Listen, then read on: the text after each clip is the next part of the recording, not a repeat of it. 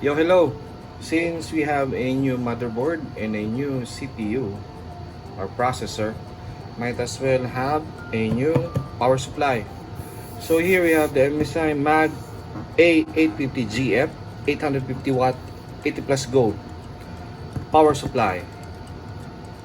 Okay, so this is a better product or a better model than the previous one that I have, because it's also one of the suspects why my PC cannot turn on any longer. It's still broken. So I think that's it. But this is fully modular. Here it is. Here's the size. 150 by 160 mm. And the price is around 7,100 pesos or $83 or something. Around $80. The height would be 86 mm. These are the inclusions, okay, for the peripherals, for the SATA. These are the molecs. The different pins, power pins for powering up your CPU, your motherboard, and your GPU if needed. Okay, let's open to get a simple overview of the product.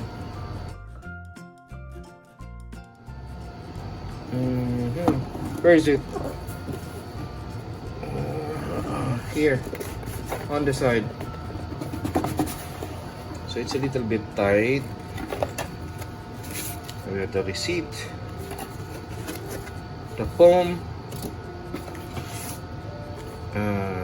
It's also good because you have a bag or storage container for the different cables that you might not be using yet when you set it up. Okay, so this is the main power cable.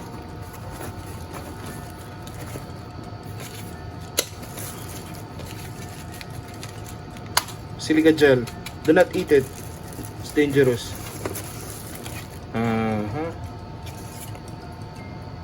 The manual for reference and other documentation. Okay, this is the actual power block. So you have a large fan here, the power switch, the main power cable port, some information, and the different modular ports that you will need. Okay, so it's very easy to use. You have some labels here already where you can plug in all your cables for the SATA peripherals or SATA, for the display, or for the GPUs. This is for the CPU, the 6 pin at the top of the motherboard, and this is the 24 pin. 3, 4, 5, 6, 7, 8. Oh, why is it only 9 pin? I don't know. Let's check it out.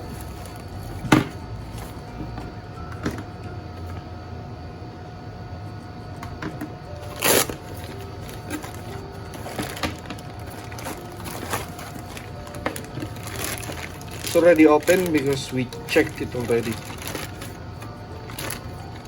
So this is for the motherboard. Okay, 18 plus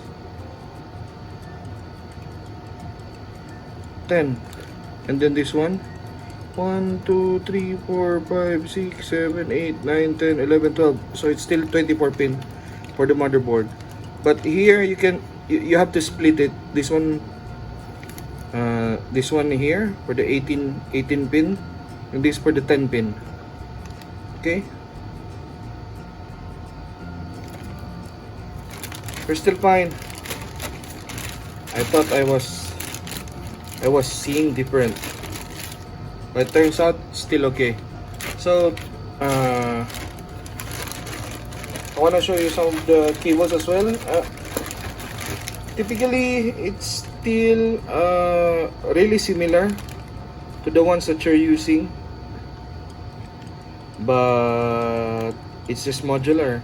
You can You can plug it in when you need to use it, and you can store it to save space so that you can have more breathing room inside your PC case. Okay, I think that's all. We're able to get a little overview and unboxing of this particular item or component that we have now. Okay, thank you very much. Please like and subscribe and support the channel. See you next time.